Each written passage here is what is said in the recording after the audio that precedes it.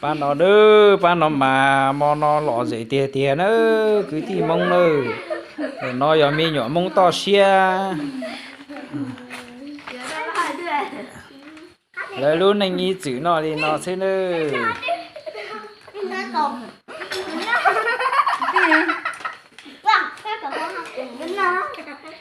giờ sao một rồi giờ sao đơn như ừ. Ba nói nhỏ khó pin nó xưa chả tiếc cầu tả ừ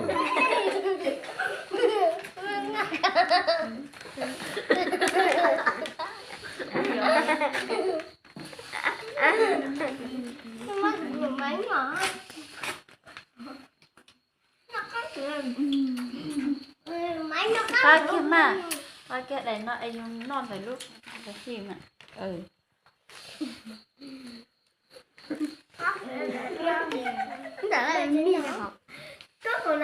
con này có chín nó là cái mông rắn trong chín nó ê mông to xuyên nó thì mông rắn trong chín nó Người xưa đặt mua đi. Người lưu chặt quá.